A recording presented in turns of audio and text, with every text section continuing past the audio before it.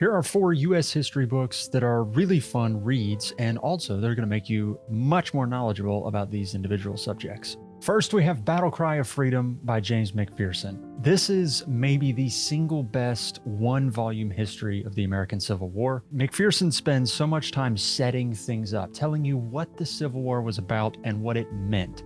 He does this, I think, better than any other historian I have read so far. Many historians have leaned on his work in their own writing, and it's because he did the best one. Then we've got Vietnam by Max Hastings. This, you're going to notice a theme here, this is the definitive one-volume history of the Vietnam War. He does touch on the First Indochina War as well, so you get a little bit of a background of how did this all come to be. But what Hastings does incredibly well in this book is he shows you all sides. A lot of Vietnam books tend to favor one side or the other.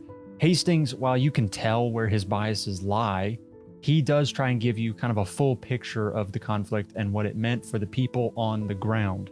You're going to notice a theme of this book is it's a lot of firsthand accounts from regular folk, just as you'll get accounts from soldiers on both sides of the conflict. If you were going to read one book on this subject, this would be the one. Then we've got 1776 by David McCullough. This follows George Washington through the year 1776.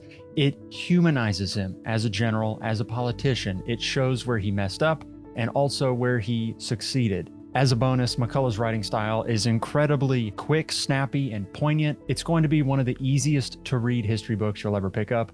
I had such a blast with it. And finally, we have Midnight on the Potomac by Scott Ellsworth. This book is very much like the McCullough book in that it's incredibly easy to read. It's super snappy. This one looks at the final year of the Civil War, 1864, and it follows the events of that year through Lincoln's assassination in 1865. It looks at a lot of different vignettes and plays some counterfactuals and shows how things almost changed immeasurably several different times. He also looks at John Wilkes Booth's planning of the Lincoln assassination and how fascinating that whole process was. Now, if you like these books, I've got 4 more tomorrow. So stay tuned, come back tomorrow, and I'll give you part 2.